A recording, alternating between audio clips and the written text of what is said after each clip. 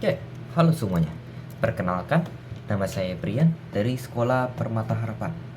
Jadi, di video kali ini saya akan mengajari cara bagaimana CRUD, Create, Read, Update, Delete sekarang, yaitu data pembeli.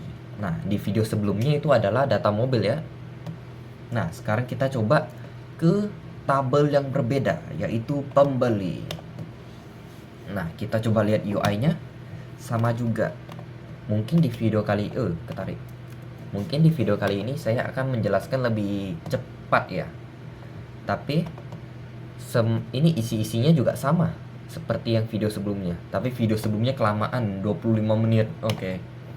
Nah, pertama kita bikin dulu UI-nya. UI-nya kita samain juga ya. Kalau kita mau tambah KTP, nama, alamat, nomor HP, kita juga harus sesuai nih. Nama, alamat, telepon. Jangan tiba-tiba ada, mana contohnya, ada tekstil baru tiba-tiba nih ulang tahun, tapi di sini tabel database kita nggak ada ulang tahun. Nah, jadi kita sesuaikan juga dengan database. Nah, hal yang penting adalah kita berikan variable name.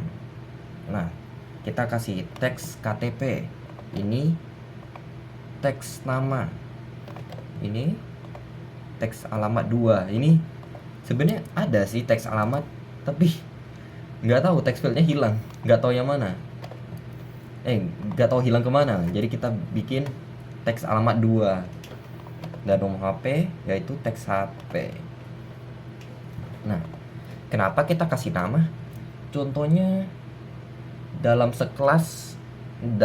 kelasmu ada 10 orang.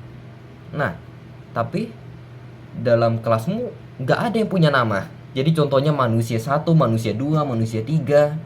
Kan bingung juga kan? Hah, ini manusia 5, manusia 6 mana ya? Nah, jadi kita kasihlah nama biar tahu, contohnya oh itu si Jeffrey. Itu si James. Nah, jadi kita kasih nama. Jangan lupa tombol-tombolnya kita juga kasih nama. Button tambah, button ubah, button hapus. Nah, dan tabelnya kita juga kasih nama, yaitu tabel pelanggan. Nah, kita masuk ke source-nya, ke codingannya. Nah, jangan lupa kita import. Ini dia. Kita masuk ke public class, menu data mobil kita. Private default table model. Nah, ini gunanya agar bisa bukan memanggil sih, biar kita bisa menggunakan tabel ini. Nah, private statement start, yaitu agar kita bisa menjalankan query SQL kita. Private result set, yaitu agar kita bisa mengambil isi dari tabel kita, isi dari database tabel ini. Nah, dan koneksi ini apa nih? Koneksi new koneksi, agar mengkoneksikan ke database. Biar ya kalau kita ini hapus, ini ada nih codingannya benar semua, tapi kalau nggak ada koneksi ke database gimana caranya? Kayak ibaratnya gimana ya? Kamu ada HP, kamu ingin nge-searching secara online, tapi nggak ada wifi. Nah, itu dia, kita butuh koneksinya. Nah, kayaknya nggak masuk akal sih tadi. Oke lah, lanjut. Nah, public menu data pembeli. Init komponen kalau nggak salah agar bisa munculkan tampilan UI ini kok salah. Nah, connect itu kayak tadi apa ya, itu koneksi, variable koneksi untuk connect ke database, dan metode tampil tabel. Dia menjalankan metode tampil tabel nih, yaitu ini pertama kita panggil model, yaitu adalah variable default table model. Nah, jadi ini add column, dia berikan kolom. Iya sih, memang bener. Nah, contohnya kalau di desain ini kan title 1, title 2, title 3, title 4. Kalau kita coba run, itu namanya title juga nggak ya? Enggak, dia namanya no KTP, nama pembeli, alamat no HP. Nah, jadi add row ini adalah memberi sebuah baris-baris ke dalam tabel pelanggan ini. Ini di set tabel pelanggan, set model tabel pelanggan. Nah, selanjutnya, oh ya, ini kita balik lagi nih. Belum saya jelaskan yang kelas pembeli. Nah, kelas pembeli ini adalah pertama kita bikin dulu variabel baru KTP, nama, alamat, telepon. Semuanya string ya. Karena coba kita lihat tipe datanya. Varchar semua. Oke.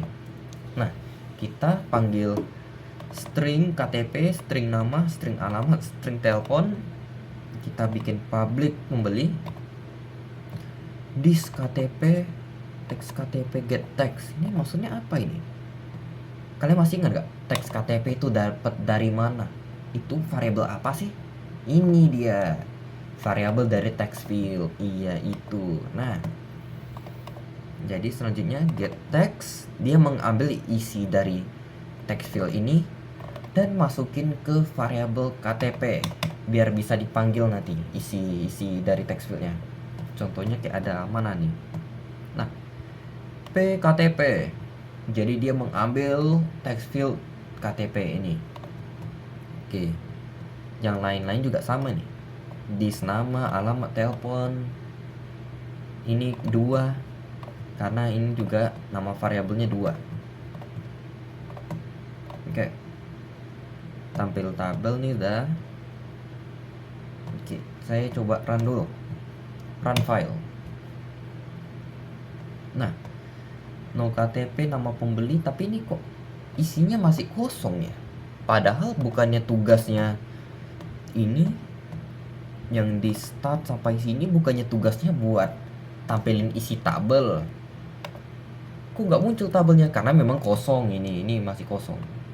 Oke, coba kita insert. Kita isi dulu dari sini dulu ya. KTP 123 123 4569. Nama pembeli contohnya kayak nama saya lah, Brian. Alamat pembeli saya tinggal di Batam. Nomor telepon pembeli 1 sampai 0. Go. Row inserted, barisan sudah dimasukin. Kita coba lihat, nah ada ya, sudah masuk. Coba kita lihat UI kita. Ini coba kita run ulang biar dia reload. Nah, muncul dia di sini. Berarti berarti tabel kita tadi kosong, bukan error. Memang karena tabel kita kosong. Oke. Jadi di start dia tugasnya menampilkan isi dari database. Catch exception ini apa? Ini try catch ini kalau ada sebuah error dia akan memunculkan sebuah message. Tapi kalau nggak error dia menjalankan isi yang ini. Jadi yang catch exception ini terskip karena nggak ada yang error. Nah, tampil dari database kita sudah benar. Bagaimana kita bikin tambah? Nah, buat yang nonton video sebelumnya, gimana caranya? Caranya tetap sama. Kita select buttonnya, klik kanan, event, action perform. Nah, jadi event, action perform ini dia memberikan sebuah perintah, sebuah aksi kalau tombol itu dipencet. Nah, coba kita masuk, klik. Wah, jadi kalau diklik dia menjalankan ini. Tadi try catch ini apa? Buat menangkap error. Nah, jadi yang dijalankan adalah ini. Pembeli P new pembeli. Ini tadi P new pembeli itu apa ya tadi ya? Coba kita lihat. Wah, ini P new pembeli. Ini tugasnya untuk mengambil isi dari text field kita.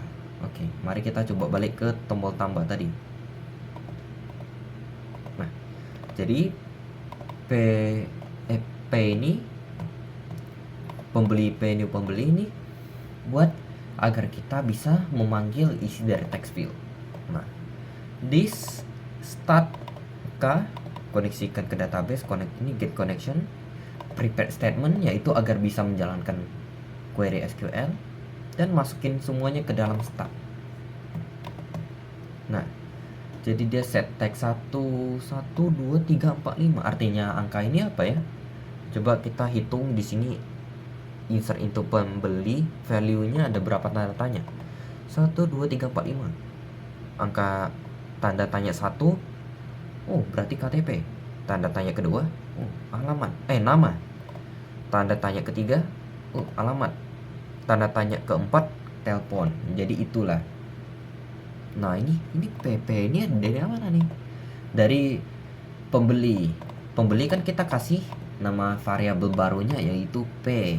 Nah, jadi kita panggil dengan P titik dan nama-nama text field-nya. Text field KTP, text field nama, text field alamat, text field telepon. Nah, selanjutnya kita execute update. Jalankan query ini, execute. Jalankan. Habis itu kita tampil ulang tabel biar seperti reload. Coba kita tambah. Ini nomor KTP 11 berapa lah itu 1. Contohnya nama siapa ya? Nama tengah saya Evan. Alamat Batam. Saya masih tinggal di Batam.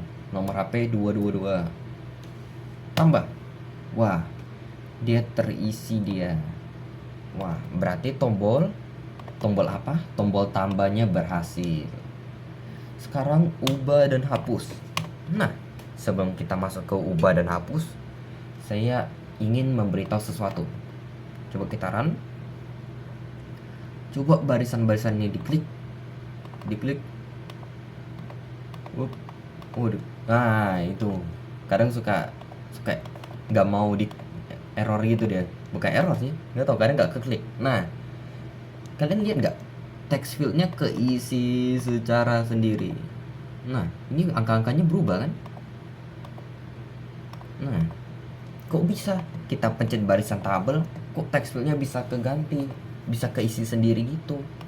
Nah, pertama ini kita balik ke desain. Tabelnya kita select atau klik kanan, event, mouse klik. Nah, ngerti nggak ini artinya apa? Nah, artinya adalah kita berikan dia sebuah perintah atau aksi jika tabel itu dipencet. Nah, ini dia. Ini adalah aksinya. Ini teks panjang lebar ini saya jelaskan secara pendek saja. Pertama, variabel tabel pelanggan. Berarti dia memanggil tabel ini. Kok kita tahu? Karena coba kita klik kanan, variabel name. Oh, nama tanggal pelanggan. Contohnya kayak kamu lagi di jalan, oh ketemu temen. Oh, itu si Jeffrey. Jeffrey. Nah, jadi si Jeffrey, ada yang manggil saya kah? Itu. Jadi kita tahu kita manggilnya siapa. Nah, kita manggil tabel pelanggan. Get selected row.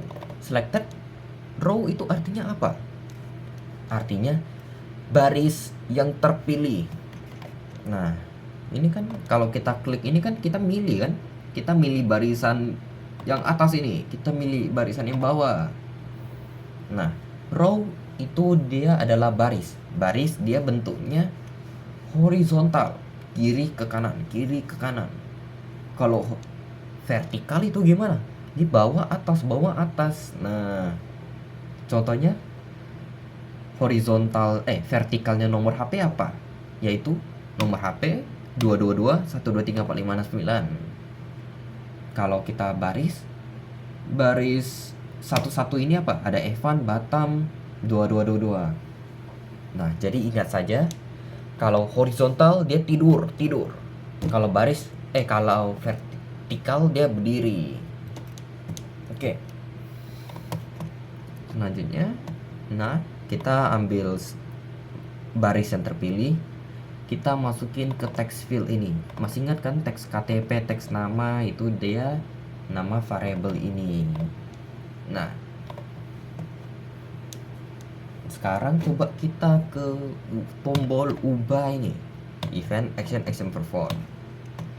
Tombol ubah ini kelihatannya mirip-mirip juga ya, seperti tambah, tapi bedanya tambah itu sama ubah ini apa ini? Mana tadi tambah? Mana? Nah, coba kita lihat perbedaan ubah dan tambah. Nah, kalau ubah dia query-nya insert. Kalau ubah dia query SQL-nya apa? Wah, dia update dan ada sebuah kondisi where. Nah,